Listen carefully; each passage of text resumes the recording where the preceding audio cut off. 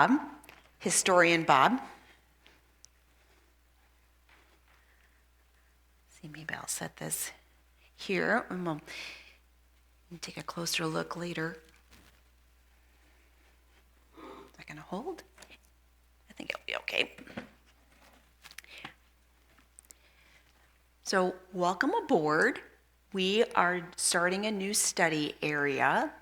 It's called Toward a More Perfect Union. American Creeds, Presbyterian Creeds. And when we think about toward a more perfect union, we can think about so many parts of our American history as we live toward a more perfect union. That's a line from the Constitution.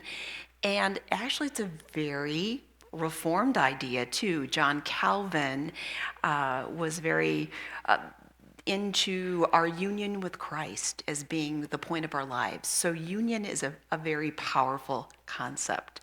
Each week, we're going to take a look at an American, quote, creed document, zero in on a phrase, and then explore that phrase, and then also take a look at Presbyterian documents and the Bible and explore that phrase from another angle of our faith. So today, it's what document are we looking at? The Declaration of Independence. Looking at that document, 1776. Again, as I mentioned with the kids, that, you look at there's the opening part of the document, and then 2/3, like the opening part has that beautiful line about life, liberty, and happiness. It has kind of a preamble-ish sort of thing. And then 2/3 of it are spelling out how they experienced the British not respecting rights and not following rules. And they just used fact after fact after fact to enunciate this does not show our rights. It does not show the rules of law that we live by. And I wonder, little did they know that in their defiance of the King George III, that they would set the course for an amazing country that we live in, and then an impact across the globe, who other people look to see what's in our Declaration of Independence for criteria of what makes a moral and just country. So it's pretty amazing. I'm zeroing in on the line life, liberty, and the pursuit of happiness. Life. Big word. What did they mean by life? I was thinking it's pretty general. Our rights, and they said among those are rights. So there's other rights, but they listed 3 rights in the Declaration. So the right to just be alive, not get killed. And that's pretty biblical. Do not murder, do not kill. The right to be alive, the right to have life, basic. The right to liberty. I thought that these 3 things kind of are a progression. Like, you can have life, you can be alive, but are you really alive if you don't have liberty? Liberty, huge concept, and we could talk about that another week. Giant concept, liberty. What did they mean by liberty? They didn't want to be under the thumb of the British. I imagine those Presbyterian immigrants, a lot of them were Scots or Scots-Irish, and they weren't fans of England's oppressive ways, and they were Presbyterians largely. And, their idea of liberty was just not having someone horn in on your life and to be able to have agency. So you can have life but not have liberty. Well, and that's the big thing. the big lesson the United States has learned that plenty of people in the 1770s had life, but did they have liberty? No. And that's the Civil War was fought over, and the Declaration was looked to over and over again. And the Bible was looked to say, what is liberty? The Bible is very interested in liberty. Moses was called gigantic story of the Old Testament and referred to over and over again to free people from the oppression of the Egyptian Pharaoh. Liberty, huge topic, and Moses was looked to during the Civil War as an example of, let my people go, set people free. We were not meant to be oppressed. So even today, we look to the Bible and a document like this to talk about what is liberty.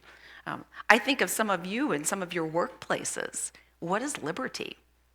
I think it's a good conversation for us to have as a society. If we're oppressed at our workplaces or workers are not treated well, is that liberty? Really? Anyway, robust conversation we could have about liberty. Oh, Jesus, his first sermon, he quotes Isaiah, which talks about liberty. I have come to set the oppressed free, to set release to the captives, and preach good news to the poor. Jesus' first sermon. Luke chapter 4 lifts up liberty to those especially who are oppressed. Liberty. Happiness. I wonder what the signers were thinking when the word happiness. Why happiness? Why did they use the word happiness and the pursuit of happiness? Again, I'd note life, that's basic. Liberty, how you living unless you have liberty. And once you have liberty, in your liberty, you can then pursue happiness. I thought happiness is a universal. They thought it was a universal right of all human beings to pursue happiness. I mean, isn't that crazy? They valued maybe we need to talk about happiness a lot more as a country. What does the pursuit of happiness mean as a human right? Kind of a beautiful thing to think about.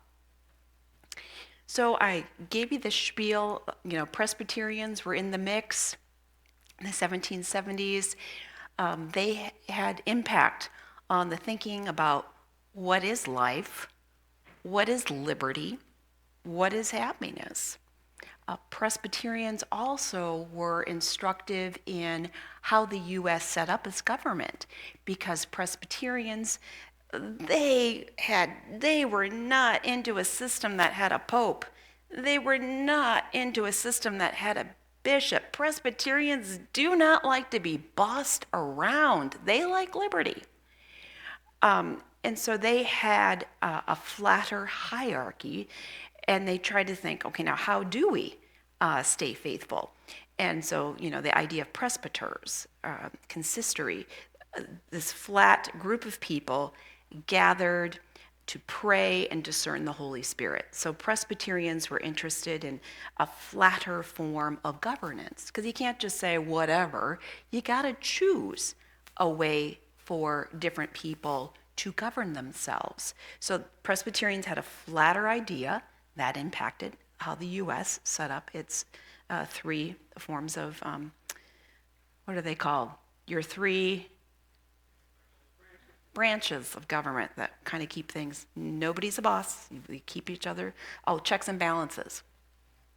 So that kind of flatness there, no king.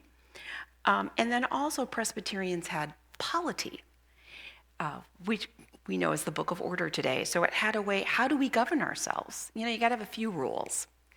And the polity said, this is how, here's some rules, here's some guidance for how we can govern ourselves. And they were particularly interested in how different people can govern together. All of them were sick, not just Presbyterians. Everybody was sick of the religious wars that had been going on in Europe. And so, in the Enlightenment, it was the kind of ideology of the times. It's like, okay, we're so done with war. So awful. But how can we govern ourselves when we have different points of view and yet keep moving, find joint ways of overlap in our common life? Well, again, the Declaration of Independence lifts up three things that are our vocabulary now: life, liberty, pursuit of happiness. So that's our lexicon. That is, what prevents civil war. We all agree as Americans: life, liberty, pursuit of happiness, not for just some. And I think that signers might have just been thinking about their own thing, but we believe it for all. That's what makes us a unique country. As Ronald Reagan said, a city on a hill, is that we believe in life, liberty, pursuit of happiness for all people. Boy, did they ever know that those words would have such great impact. So life, liberty, happiness, may those guide us as Americans today. Now, within life, liberty, happiness, there are, I would say that is the big tent that gave Presbyterians a feeling of freedom, that they could worship God and study Jesus without being persecuted.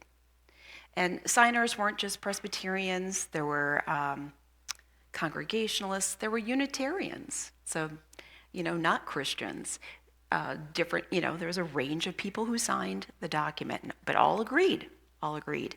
And I think the Presbyterians felt, I would imagine, relief. Now we are free. We won't be persecuted for being reformed, or we don't have to leave our country, which was what happened to John Calvin. He was persecuted. He was a refugee, living in Switzerland, France. We'll hear more about that in a couple of weeks. Anyway, I would say, just to go there, as Presbyterians, our brand of Presbyterians, we love the freedom of religion. And I would say some Christians are like, yep, we like the freedom of religion. I'm free to religious all I want, and you are free to religious the way I tell you to. Like, that's their idea of religious freedom. And for Presbyterians, that's not our brand.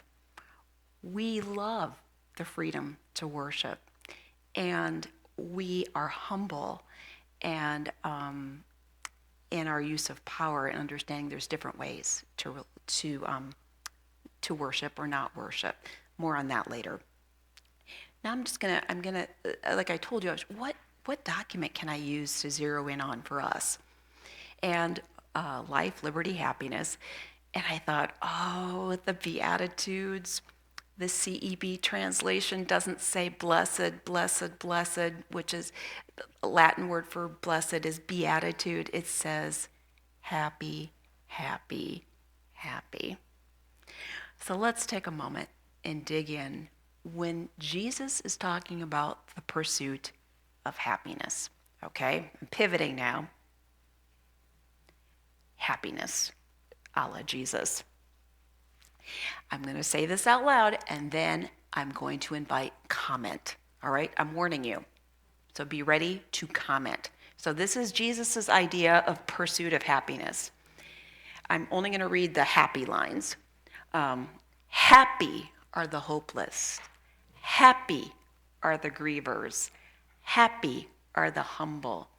Happy are righteousness pursuers. Happy are the merciful. Happy are the pure-hearted. Happy are peacemakers. Happy are those harassed. That's a hard one. And you're harassed, it says, for righteousness' sake. You're harassed for doing the right thing. Happy are you when people insult you. How many people feel happy when you're insulted? Did you really, when you want to take back your signature now? Happy are you when you're harassed. Oh, this one. And when people speak all kinds of bad and false things about you, I think that's the thing that makes me feel the worst. When I feel like people are saying things about me that make me look bad or misunderstand. Oof. And then Jesus concludes, be full of joy. Be full of joy. Be glad. You're just like a prophet. It seems like the goal, the pursuit of happiness is to be a prophet. But what do you guys think? I want to hear from you. What do you think about Jesus' idea of the pursuit of happiness? What patterns, do you note about happiness, Jesus style? Yeah. Oh, we'll go here and there. Oh, are you teaching? I think John's supposed to teach a dance to the kids.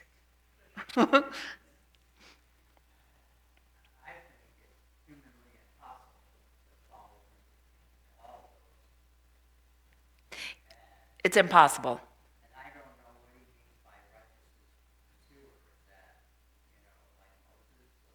Yeah, righteousness pursuers are kind of like go-to on that one was Matthew 25, when there's a separation of the sheep and the goats, and the righteous ones, as Matthew says, will say, "When did I see you hungry? When did I see you a stranger?"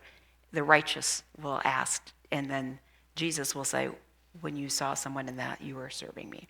So, yep.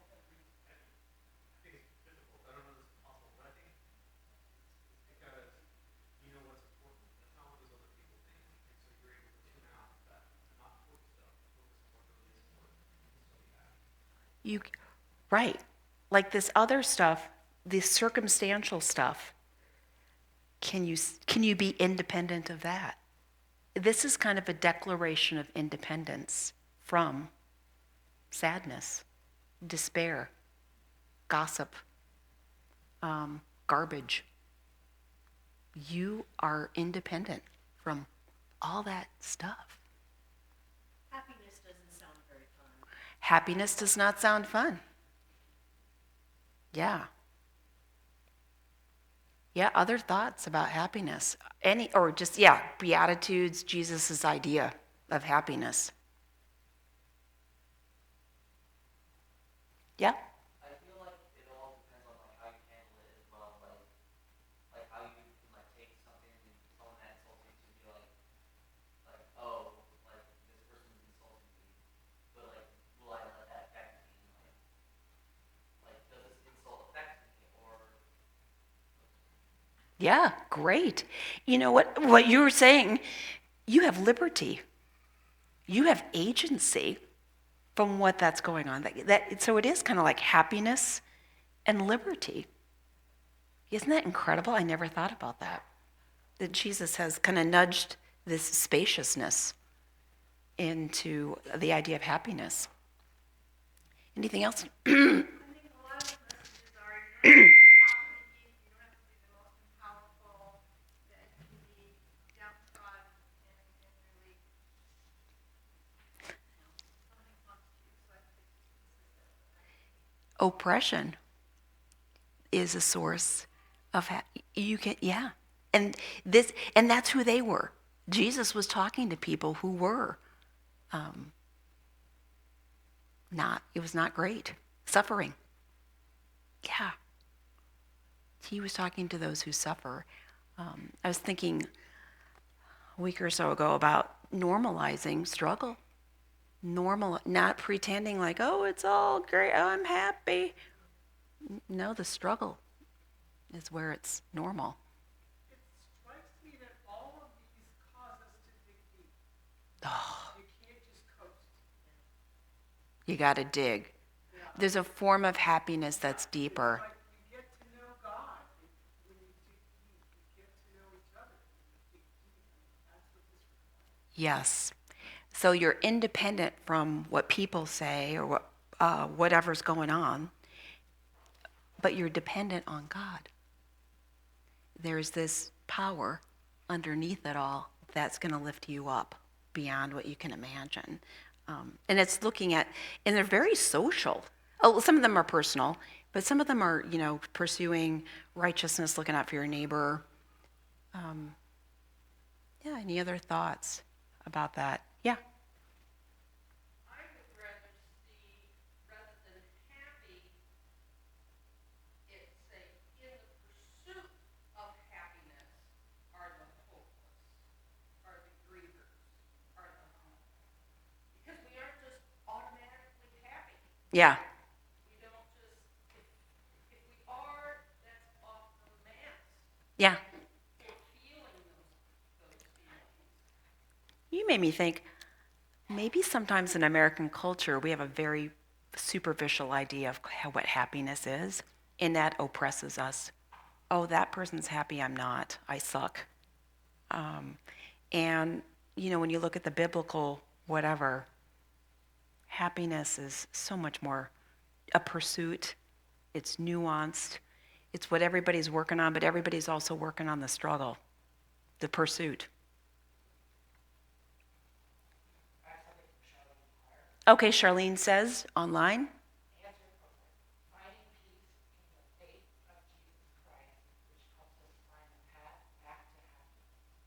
Finding peace in Jesus Christ, which helps us find the path back to happiness. And that's, I made the happy are big, but the phrase that goes with them talks about you're happy because you're connected to Jesus. You're happy because you're connected to God. You're happy because God is 100% with you. There's this spirituality there that awaits you. And that's our religion. That's our religion. That this big tent of life, liberty, happiness gives us the freedom to practice as Presbyterians. And, trying to, several things, I'll try to land this, several things. There's so much. Isn't this great? I mean, we could talk on and on about this topic, and I hope we do. Several thoughts. Okay, see, I had several thoughts, and now you guys are shaking me in different directions. So there's different ideas about happiness, but what the framers were thinking about happiness and where we are as people of faith, happiness. There's definitely overlap, but as spiritual people, there's this other layer of happiness that we know about. I was also thinking it may be a Sunday to acknowledge there's different kinds of power. And there's civic power. Presbyterians know there's civic power. We acknowledge civic power. And this enunciates civic power that we have as a society and governments. There's civic power. And within civic power, you have to acknowledge rights and rules and be accountable. And while we acknowledge that civic power, religious people acknowledge cosmic power also. Yesterday, I heard an interview with a couple of people who wrote a book about courage, and it was courage in the face of dictators or courage in the face of authoritarian civic groups. And, they just wanted to analyze, how do you stay courageous? Like these people, how did you stay courageous in a messed up, dangerous system? And they, surveyed 100 people outside the U.S., and these were secular investigator kind of people. And I was just tickled to note, they said, one thing we didn't expect, but one thing that was a theme of when we did these interviews and we looked at all and we compiled the data was this spirituality. Isn't that great? Spirituality. So civic power is impacted by religious people, and religious people need civic power to flourish. It's a symbiotic thing. Let's just bear in mind that as Presbyterians, happiness isn't about I got me mine. Happiness is a group project. To God be the glory. Amen.